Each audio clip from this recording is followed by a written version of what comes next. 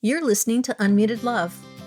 Hi there, I'm C. Eshelman, and with 35 years as a marriage and family therapist and 25 years as a parent of 2 children I brought home from the foster care system, I want to welcome you here to Unmuted Love Podcast, the one place where nothing is off limits to say out loud about parenting children from difficult beginnings. Stop for a minute, stop and breathe for a minute, long it over your head, try to listen instead, won't you? Think for a minute, who you want to be for a minute, don't get over your head, you're like everyone else, aren't you? Sometimes it's real sweet around here, and sometimes it ain't so pretty, because this is 100% Unmuted Love. So let's go. You'll be just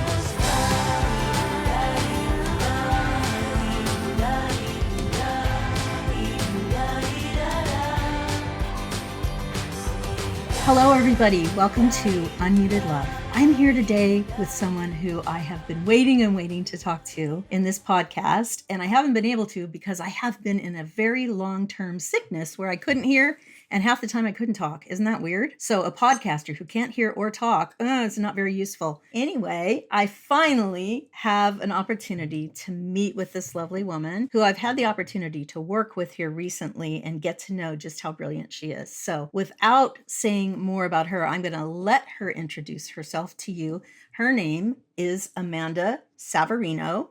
And I think you're going to just really love today's lessons. So stay tuned. Keep your ears open.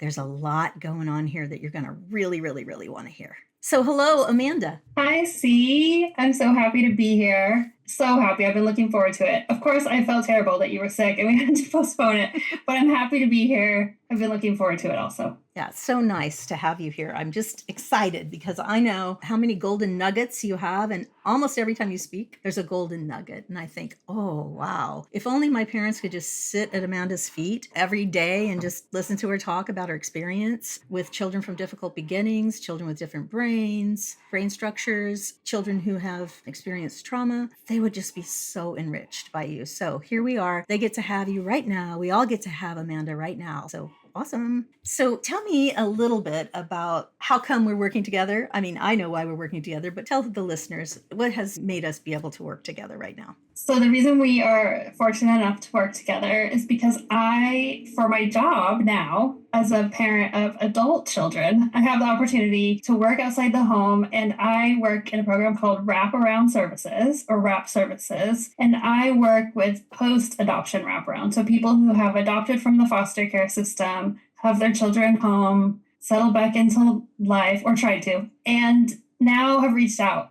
in need of support and resources and guidance and relationship support, like with connection with other humans, but also financial support. And it's a wonderful program funded by the state of California. And so I form connections with the parents. My job is called Parent Partner, and I connect with these parents because I have experience raising neurodivergent and / adopted children and have trauma in my background and my children's background. But I'm just a little farther down the road. And so I've learned some things, lived some things, and seen some things. And so I can come alongside them and offer a steady, regulated nervous system and some perspective. And I love it deeply. I love what you said, that so that I could come alongside them and support them to regulate. That's the thing I don't get to do very much as a therapist in an office or even in my online program because I'm not in the room. And so I don't really get a chance for my nervous system to impact theirs as much as I would want it to support them to regulate and then become regulators then for their children. So you get to do the thing. I mean, I kind of feel like, in one of my lives, I think I would have liked to be Amanda, because I would have loved to be able to go inside people's homes and work with them. Even when I worked in a WRAP program, I was the boss. So I didn't get to, right? Still didn't get to. I was mostly sitting in an office and working with staff, which is a privilege in and of itself. But I still didn't get a chance to walk beside parents and help them regulate so that they could regulate their kids. So you get the best job. Ooh, I love that. I love it. I love your job. Feels that way. I love my job too. I feel so lucky. It's such a rich space to really grow in. And I think that's why working with you is wonderful, because we become this very like powerful team where you have this wisdom and knowledge and like clinical training, and you bring all those things, and I have this lived experience and this ability to spend this time in the world, in their homes, in their lives. And those two things combined, I think, are so powerful. And this didn't exist for me. So it feels incredible to be able to give it to other people. I did not know this job existed until I randomly stumbled upon it. Yeah, it didn't exist for me either when I brought my kids home from the foster care system. As a matter of fact, trauma-informed anything didn't really exist, except in books maybe. So there was just nowhere to get help. You know, everywhere I went for help to therapists, they said they could help, but then I'd say, okay, yeah, but what about the parenting part? Nothing I try works. And I say this in the front of my book. As a matter of fact, I tell this story about my therapist who was supposed to be an attachment therapist, right? And I'm like, okay, we do this stuff in the office and I get that, but it's nothing to do with parenting. So how do I parent these behaviors, right? These big sort of wild behaviors. And she really looked me in the face and she goes, oh, I don't do parenting. And I was like, okay, you're fired. 100%. Right? 100%. I mean, this brings me to kind of the story of how we met, because you were the person that sort of burst my bubble that a therapist was going to fix my child, and sort of introduced the idea to me that actually the most powerful and healing influence in these kids' lives was going to be me, and that I was going to have to do the work on myself required to be able to show up for them in that way. And honestly, because like you're saying, this is the very early 2000s for me. Back then, that's all I was hearing was like, you parent them strictly, you make them conform, and they're the problem. If you do that right, they'll start listening and fall in line, which obviously we know just makes things a million times worse. So you were the person in a very short office visit, because we couldn't afford to pay for therapy, who told us, my husband and I, but really I was the one that was home all day and drug us there and needed to hear what you had to say. And you said to me, do you have trauma in your background? What's going on with you? No one had ever asked me those questions before when I took my difficult, sweet child in. Then you broke the news. Guess what? Those things are impacting how you're parenting, and that's where you need to start. And of course, I was really mad to hear that. I was like, no, thank you. Keep that to yourself. Just tell me you're going to fix this baby. But after I calmed down and thought about it, and a couple years went by where I kept trying those old things that I really wanted to be the answers, that was always stored there, sort of in the back of my head. And that's when I was like, okay, I tried all these other things. Maybe she's right. And of course, you turned out to be right. So funny. We've laughed about this already, but I'll just say that I actually don't remember that. I don't remember the conversation. When Amanda came into my office as a team while we're working on some other things together recently, after we'd met once at least, or maybe twice, she sort of says to me, so you probably don't remember this, but we've met before. I'm just like, what? We have? When? When did we meet? And then she tells me this whole story. I'm like, wow. I don't have any recollection. What was it? 40 minutes, like 16 years ago. So gosh, see, why don't you remember? How dare you? Well, you know, I actually ridiculously think that I do remember everybody that I've worked with, but I didn't get to work with you longer than just one session. So I'm not faulting myself so much as just like, I cannot remember like a lick of it, not a moment or anything. It's like, oh my goodness. But I'm so glad it happened. And I'm so glad I actually said the right things, because maybe had you come like 5 years earlier, I would be saying, yeah, be strict, you know, just toe the line and they'll get in line, and just you keep going and you'll be fine. I might have said that to you because I didn't know better either. Right? Yeah, Because right. it just wasn't a thing. I was a therapist a long time before I got my children, which was 25 years ago. I was probably just barely practicing therapeutic parenting at that point, right? I was just kind of getting an understanding. So I'm glad I gave you actually the right information at the time, but I very likely could have given you the wrong information, just because therapists don't get trained in how to parent. So when that therapist said to me, I don't do parenting, I was mad and hurt and upset and like, what am I doing here then?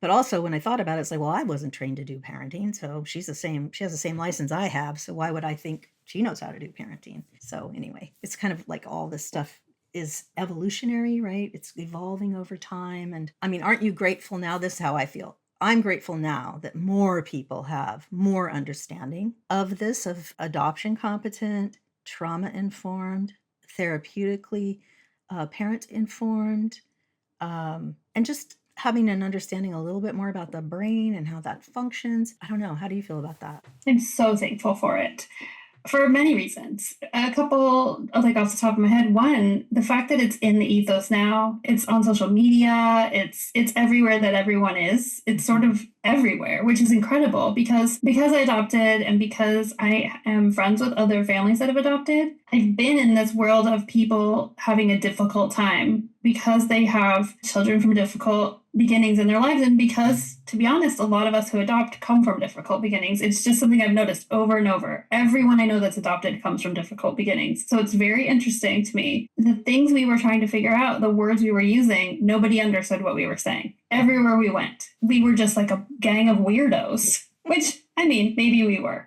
But the words, even the language we had, people didn't know how to receive or what to do with it. So for that, I'm incredibly grateful. Just to be able to have a conversation and have people be able to actually track what we're even talking about is huge. There's still so far to go in the medical and treatment model, but to not feel like an alien, honestly, is nice.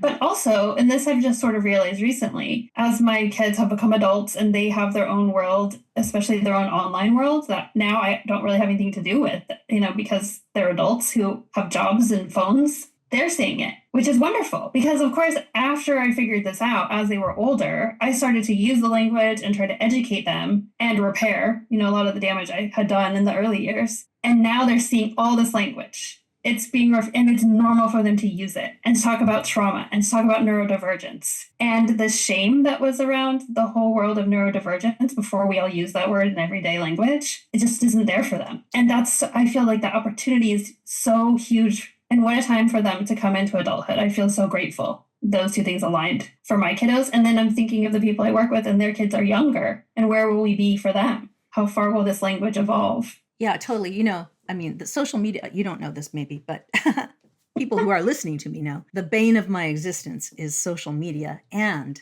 the one thing that I love that's coming out of social media is what you just talked about, is that my adult children too are really well informed. Now they were informed anyway because I'm like blah blah blah blah when I finally learned about it. And then when you write a book and you include your children in the book, they feel a little compelled to read it.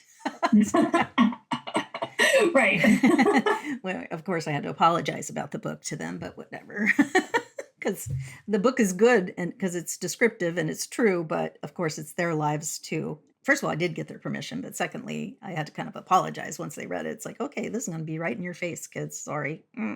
They forgive me, and they actually feel good that they get to help other parents and children, right? That the work in the book helps other parents and children, that their lives weren't just hard, right? They weren't hard for nothing, that they get to help other people. So that's pretty awesome. But I noticed that one of my daughters, who is about to turn 30, she is so informed about all kinds of things like, how complex developmental trauma, if it doesn't get therapeutically parented or intervened somehow by some form of real healing or some healing process, which is actually hard to come by in childhood if you don't have therapeutic parents. Even if you have a therapeutic therapist who is well informed, if you don't have therapeutic parents, you may still not get much intervention, right? One hour a week isn't much intervention then. But anyway, so what she has discovered, which I've known for a long time, is that if it doesn't get intervened in some way, then you grow up and you get different labels. Things that start out as complex developmental trauma become reactive attachment disorder, and then they become oppositional defiant disorder, or they become disruptive mood dysregulation disorder, or eventually, possibly conduct disorder, or, well, there's a sequela of that, right? Once you get into adulthood, you stop using some of those labels and you start calling it borderline personality disorder or narcissistic personality disorder, right? Or avoidant personality disorder. They start getting labels like personality disorders. And so my daughter's the one who brought to my attention how that is in social media and how she's learning about it there.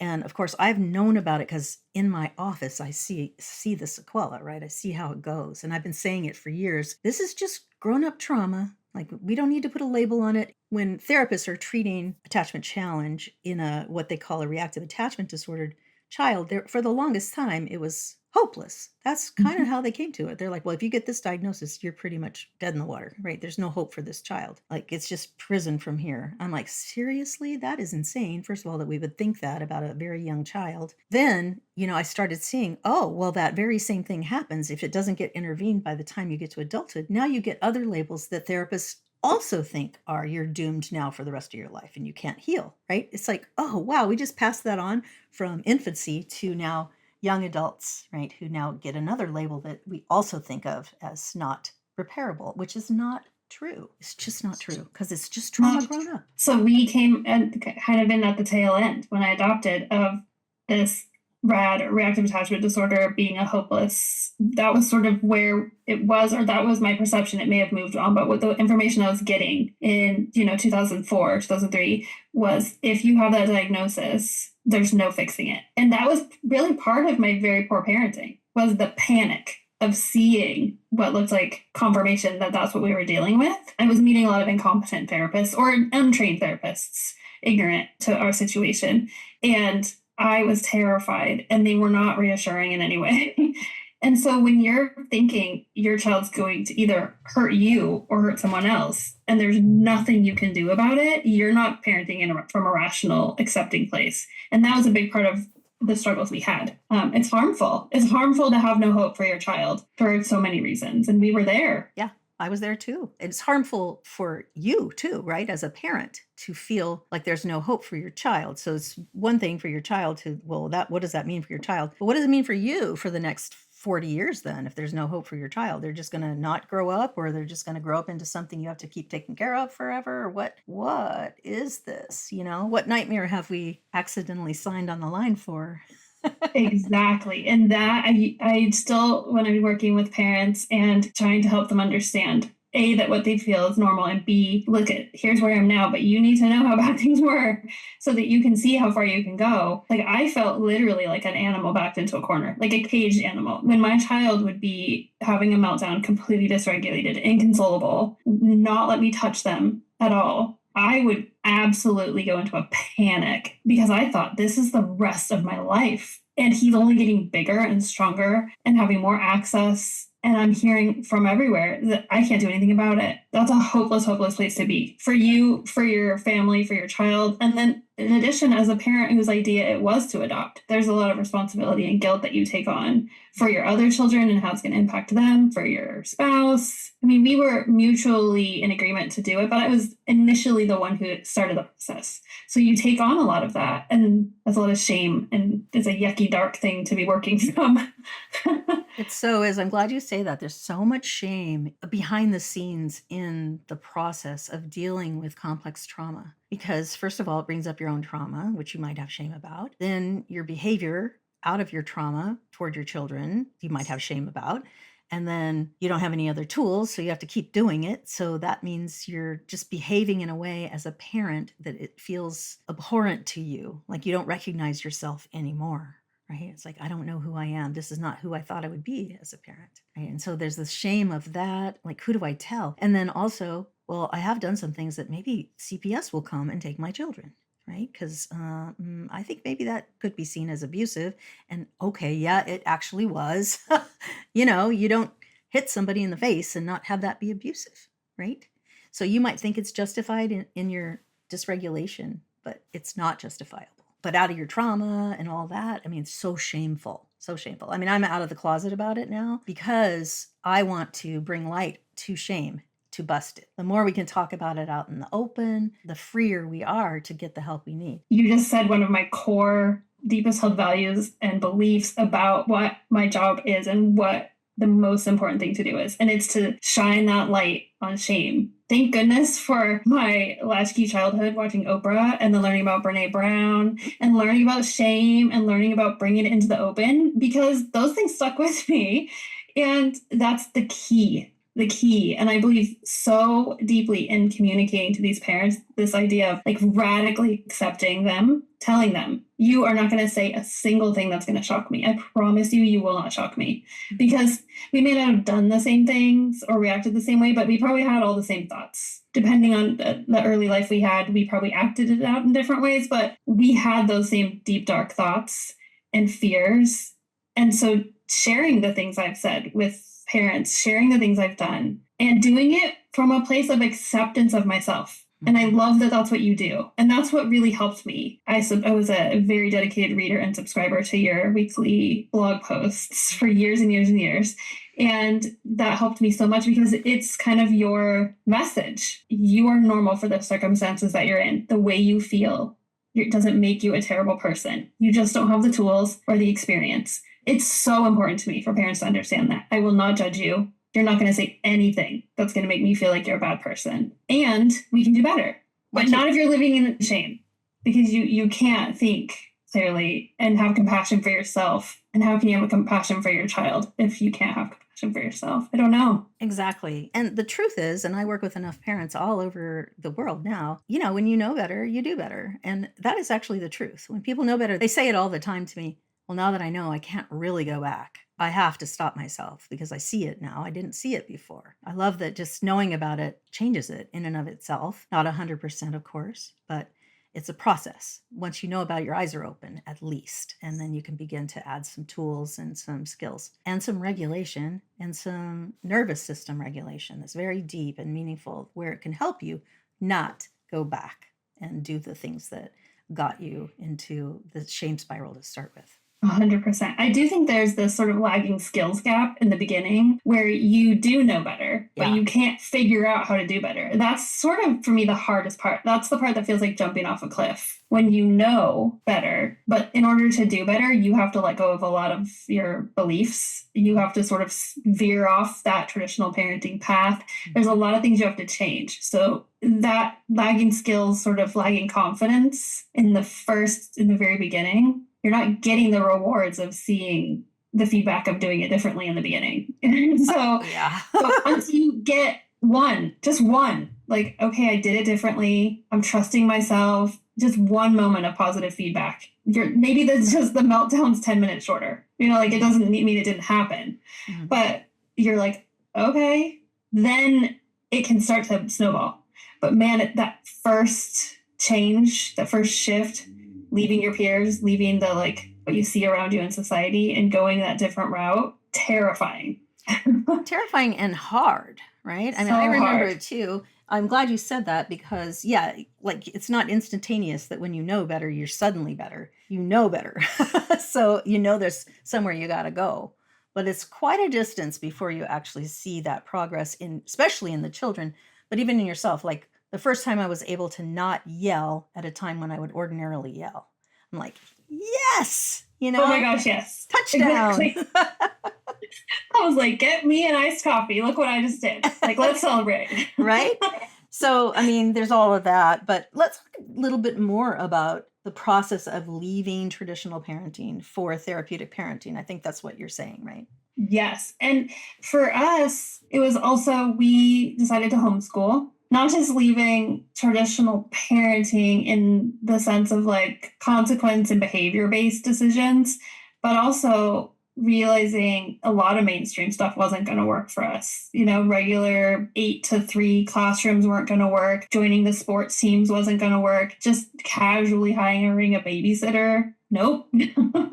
So it was a lot of grief around all of those things. And it kind of all had to happen at once because, sort of like you said, I knew better. It clicked for me that I was not going to punish this child into being this version of child I imagined. Then I, at the same time, sort of had to accept that all these things he really couldn't do, I needed to stop trying to force him to do. Man, there's so much grief there. Mm-hmm. I was really fortunate to know another adoptive parent at the time who had sort of had a similar series of realizations and was living a life that was also kind of off the beaten path. That helped so much, even though it was still felt like jumping off of a cliff. Mm-hmm. But letting go of consequence, traditional parenting, seeing everything through a behavior lens, seeing everything as being intentional or that they had a choice, it was really hard for me to let go of that. It was so hard. And it wasn't all at once. It was sort of in layers. And still now I have adult children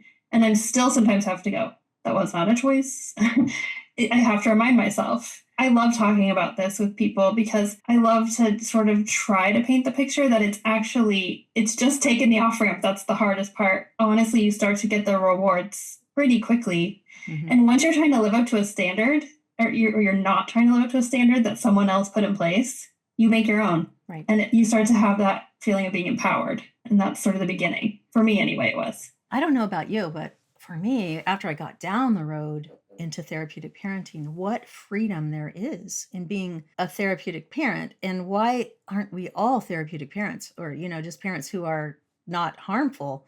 That there was so much pressure to try and be a traditional parent. Like, I don't think that's healthy for anybody now that I look back on it. Like, oh, I was trying to fit into some kind of Martha Stewart parenting box. I don't know how good of a parent she was, but but you know, like that sort of perfection parenting.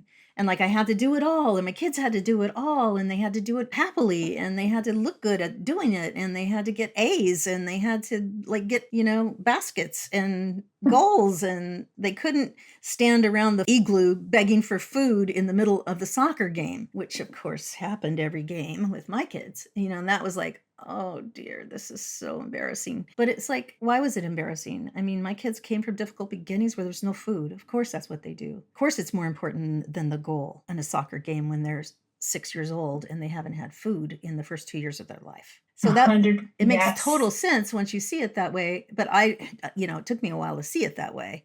But once I did, I was freed from the box of traditional parenting, which was so tight and so stressful and so shaming on some level if you can't live up to it. And I certainly wasn't going to, and my kids couldn't. And then once I was freed of it, it was like, oh, why were we trying to anyway? That's not even healthy for humans. We should be freer. We should be more open and meet people more where they're at and have some compassion. Children don't pop out of the womb knowing how to do all this, you know? Yeah, that's funny you say they don't pop out of the womb, because once I sort of started to make this switch, I remember looking at my 5-year-old child. We didn't finish switching over when he was 5, trust me, but this is when it first started occurring to me. And I looked at him and I was like, you've only been on this planet for 5 years, huh? Like, what am I doing? You poor thing. I couldn't hold that thought for very long. But the first time I had it, like that level of compassion, I was like, oh my gosh, what am I doing? Right. But it was so normal. Yeah. I think that the other thing with like following along in that, like jumping in the traditional parenting, like sort of river that flows through society. You just hop in and you're supposed to assimilate, right? You don't have to trust yourself to parent in that way. You sort of are trusting the formula. Mm-hmm. You're trusting that the people telling you that's the right way are right. Right. You're trusting, okay, well, this is what my parents did. This is what their parents did. So you don't have to trust yourself. You don't have to build that self-confidence in who you are as a parent and who your kids are. And so that's part of the terrifying part, because when you're not going by a playbook, then you have to really trust yourself and your kids to a certain extent. And that's a muscle you really have to sort of build. And you have to come up with kind of like, what is my philosophy? How am I interpreting this behavior? What do I do with these feelings that are insanely difficult? If it's not my child's fault and I can't put it on him, where do I put these feelings? So there's a lot of layers to it. I've sort of put all my thoughts into something I call Love Plus Parenting Model. And then people are like, well, where is it? Show it to me. Let me read it. And I'm like, well, it's not exactly readable like that. It's more like a philosophy, because you have to hang yourself inside the model, right? You have to but put yourself inside the model. Yeah, no, don't hang yourself in my model. Please don't hang yourself, actually. It's not possible. But you know what I mean? Like, you have to get inside the model and create yourself, right? Who are you? Who are your kids? And then how do you put these principles around that and create the life that you're going to have with your kids? And it's going to be different, family to family to family. So even though I call it something that sounds like it should have steps to it, you know, like a cookie cutter, there's no such thing, right? With our families, there's no such thing. And so that is a big piece of it, right? Learning how to trust yourself and learning how to trust your kids, that they will come along. Yeah, that's so true. I have a thing I say to all my parents, to myself, actually every day, to my best friend, whenever she's like, what do I do? I always say, we don't know what their lives are supposed to look like. Man, that's so freeing. Yeah. Because I don't have to know the answer to this question right now. I just have to know who I am and how I'm going to respond in this moment, and what I think is the most generous and kind and therapeutic way of responding to this. And then after that, I have to release any sense of control or obligation around it. That is freeing once you you really embrace it. Mhm. It's so scary in the beginning because hearing we don't know what your kid's life is going to look like, that's terrifying, because I liked the old way where there was traditional parenting and I input these 7 things and then out comes a productive member of society, which isn't true, but it's what we think. And so now you're telling me I need to embrace that, but that's so freeing. And then there comes the radical acceptance. Whoever they are, whatever their life looks like, I can show up for them authentically as myself. I don't need to condone their life. I don't need to judge it in any way. I will show up as I can, whatever it looks like. And that's enough. That means letting go of the fact that your kids are a reflection of who you are, which is real hard to do. That means being proud of them in all of your conversations with other people, no matter what they're doing. You know, I'm standing talking to my neighbor and I can hear my child in the house with his window open, screaming while he's playing video games at the top of his lungs, cursing. And I'm just talking to my neighbor by the mailbox going, ha ha, you know, like, oh, there he goes again. And just being fully confident in the fact that I'm not bothered by it. And in the past, that would have absolutely sent me into a shame spiral. I would have been like, oh my God, shut up, be quiet, close your window, you know? But now I'm like, he's living his life. I don't know what it's supposed to look like. Right. So what I'm always telling people is that our kids have a trajectory of their own. Same. Yeah. Right. Yeah. Exactly. And so, you know, I don't have control of that. I can influence it sometimes. I can throw some love on it. I can throw some acceptance on it. I can throw some empathy on it, passion, right? Curiosity even, like, well, why did you do that? But I don't need to throw control on it because it's an illusion. I can't control it. And I think that's what traditional parenting does, is it lets us have an illusion that rewards and punishments, we can trust that, and that's control, right? We're trying to control it, and that it is control and we can control it, and then we can change the outcome, which isn't true at all. Human beings are not math problems, right? So you can't add this and subtract this and then you're going to end up with the same answer every time. That is the illusion, that control. But I think if left to our own devices and told to trust who we are and how we feel when interacting with our children without outside voices and expectations, where we end up with therapeutic parenting, I feel like would be the natural course of parenting as a human. I don't know if that's true, but it feels like all of the expectations are really what put you in that place of needing to control, instead of getting to like revel in like the unique, interesting journey of each individual person. I'm not trying to say that raising a traumatized child isn't incredibly difficult, but there's a sense of wonder that we don't have when we're constantly trying to cram them into a box where they, in air quotes, will succeed in life. Like, we grieve that, we still grieve it like it's a thing. Like, that's not actually a thing, you know. And that a lot of people who actually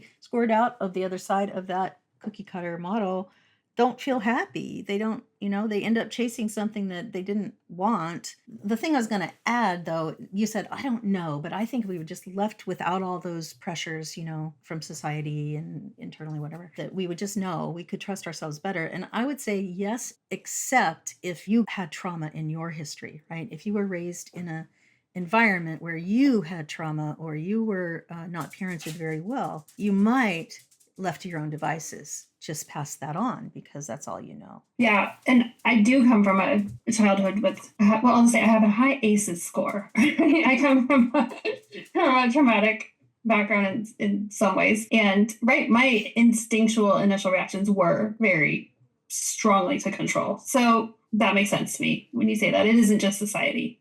Yeah. It's also the remnants of those experiences. Yeah, that makes absolute sense. And epigenetics, right? I mean, we just get epigenetics genetically. We get it through our parents. If they were traumatized, their DNA was transmuted somehow. And so they pass that on to us genetically. And then if it's also environmental, it's just so much, right? So there's a lot we get that we just wouldn't have asked for if we had a chance, someone asked us, do you want a dose of, epigenetics? We'd be like, oh, no, thank you. I'll decline. Thanks. I'm good. Okay, so let me ask you, how long have you been doing this parent partner role? Officially, as a paid person, a little over a year. As a person with friends in the adoption world, maybe 10 years, and of course in the beginning, it was just listening and commiserating because I was still very much in it. But as I learned more, because I'm a voracious learner and reader, and I want always to learn as much as I can. But as I learned more and more things came to exist in the world that I could read about early childhood trauma and what that looks like and how it manifests and how it affects your nervous system, then I could be more of a parent partner and show up for people in that way. So kind of for a really long time and not that long. Yeah, not that long paid. Yeah. But doing yeoman's work before that. Yeah, exactly.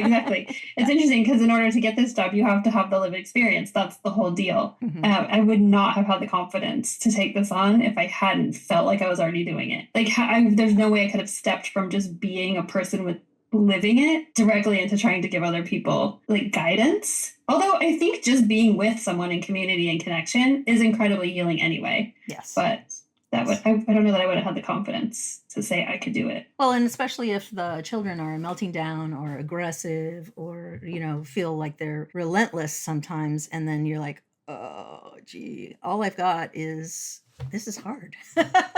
Which is something. Some days that's it. Some days that is what I got. Some days I'm having a hard time because my kids both still live at home as adults. And some days that is all I have. And honestly, the parents I work with appreciate that. To see, yep, she's human, like she's struggling just like I'm struggling. Right. So that's nice to hear. Right. Because this is hard for everybody, right? It's not like just the people it's hard for. It's hard for everybody. And nobody really thinks it's easy, right? Nobody just like, hey, I had the perfect childhood and I can apply that right here and it works great. I haven't met any of those people. Have you? No, I've not met any of those people. I've met some people that are pretty checked out, but no one's that delusional. Right. I haven't met anyone like that. Oh, I have met those people who think it's all fine. Yeah. And then I'm like, oh, okay. But you notice that they're getting your children are getting a little worse year by year. It's just a matter of time. That's so tough too. Right. That's the toughest really. That like they're kind of like those ducks where everything below the surface is just like frantically flopping, but they look serene on top. And they do not want you to break it to them. That actually all that struggle stuff, it's actually just going to keep getting harder until you like look it in the eye. That's a tough one. And I don't work with very many people like that because to reach out for WRAP, you have to have some semblance of an idea that we can't do this by ourselves. What we're doing isn't working. So luckily. But that's tough. That's a tough person to get to connect with. A lot of times people come, as a therapist, I meet a lot of parents who come to me that way because they're coming for therapy and I'm going to fix it. And that was me when I came to see you. Well, and that was me when I went to the other therapist too. We all come that way. And then hopefully we get a therapist that says, only you can change you. That's where we got to start always. Right? So tell me the ingredients that make up a WRAP team. Who's on a WRAP team? Okay. So for a WRAP team currently, according to the state of California standards, which are evolving all the time, we have a supervisor. I'll start at the top. We have a supervisor who oversees multiple teams that are working with multiple families. Below that, we have a facilitator. Your facilitator is, I skip over what the supervisor does, but I feel like most people understand what a supervisor does. Your facilitator is over a few teams that are working with different families. They are like the paperwork, calendar, scheduling, follow-up person. They're sort of checking in with everybody. Vital. We love our facilitators because some of us who are down in the emotional muck, we're not those people. We're not the receipt gathering people. Then below our facilitator, and I say below, but it isn't below. The way WRAP works is that it's very democratic. Everyone's voice is equally important. So I shouldn't word it that way. We have a parent partner, which is the role that I have. This requires lived experience as an adoptive parent or as a parent of a child who comes from rough beginnings, who has trauma and you've navigated some systems. We have the family specialist. This person goes into the home probably usually the most. They work with the kids, but they also work with the parents in a way because they're in the home. So sometimes they'll be providing care or working with the kids when the parents are not home. But when the parents are home, they're modeling skills, they're normalizing behavior. It's such a hard and such an important job. We also have a peer partner, which is a child from difficult beginnings who's now an adult, who works in that way with the kids. So they're connecting on more of a peer level. So the clinician is someone we can consult. They don't necessarily come to all the meetings. They're not necessarily involved in all of the planning, but it's a person that we consult and we can work with them with the parent in a group setting, which is what we do with you. And so thank you. That is the last one. It's Yuzi, the person I'm talking to. It's my job. I can't remember for some reason what that role is. If you had one little nugget that you think every single parent who is living with children from rough beginnings or who have experienced trauma or even have had in utero exposures or birth trauma, things like that we sometimes don't put in the same category, although they belong there. What's your one thing you wish you could, little box gift you could just give? There's two. So one is that's so important to truly bring on board, like to fully accept, not to just know intellectually, but to get into your core, is that your child, none of it is intentional. It's not calculated. It's not, it might be manipulative, but it's not, they are not intentionally manipulating you. It's all coming from a place of fear, of feeling unsafe in their body or in the moment. That's what all of it is. It's not to hurt you. It's not to hurt themselves. It's not to make your life harder. It's harder for them. If you can imagine, you have to really accept that. And it's real hard to accept because it feels personal. To me, that's like number one. We've got to drill this down into your core. They're doing the best they can. As one of the people I love to read and follow her podcast, her name is Robin Goebel, says, they're not giving you a hard time, they're having a hard time. Mm-hmm.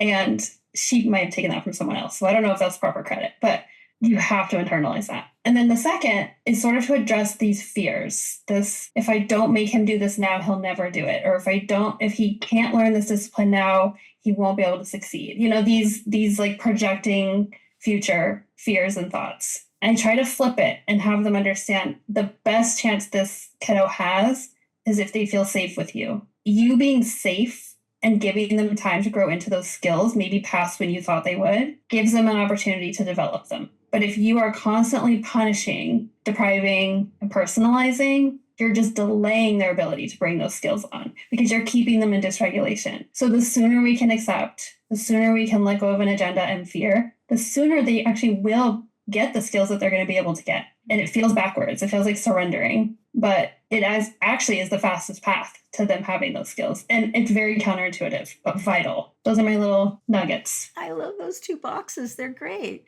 So I'm going to put a third box in there for me, right, to add to that, because I agree 100% with those two things, which is that love matters, but therapeutic parenting is love in action. And I want people to understand that. That's really what we're talking about, is loving in an actionable way that is what parenting was intended to be. It's an extension of attachment, bonding, and love.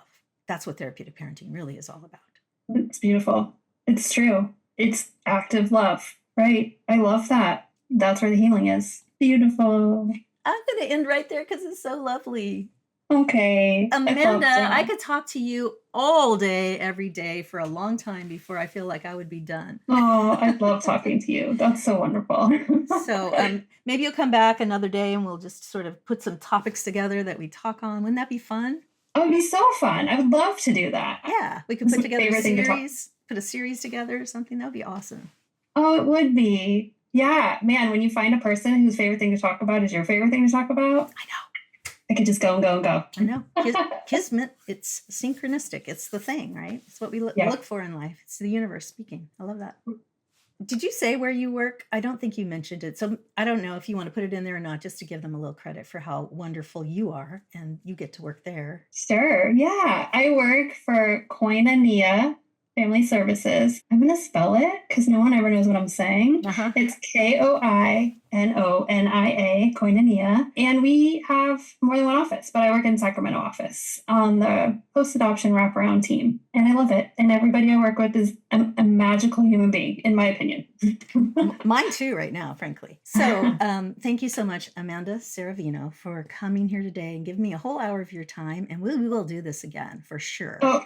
For sure. That's great news. That's happening. And so everybody, thank you so much for coming here today and listening to the podcast and being part of an ongoing, honest conversation about what it's like to parent children from difficult beginnings, because nothing is off limits here at UnMuted Love.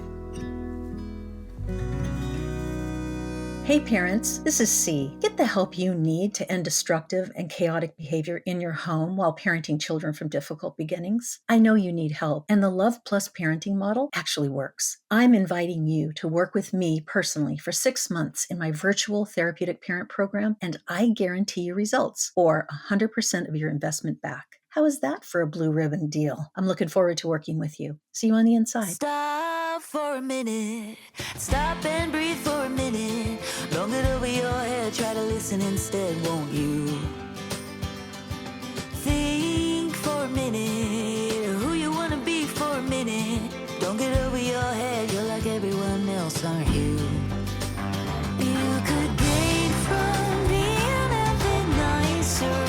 Know when to talk and when to shut your mouth. The Unmuted Love podcast is hosted by me, C. Eshelman, attachment and trauma specialist at the Attach Place in Sacramento, California. Our podcast producer is the amazing Saya Clark, and our theme song is Nicer by Houses on the Hill, licensed through Epidemic Sound. Thank you for being such loyal listeners here on Unmuted Love. I'll see you all next week.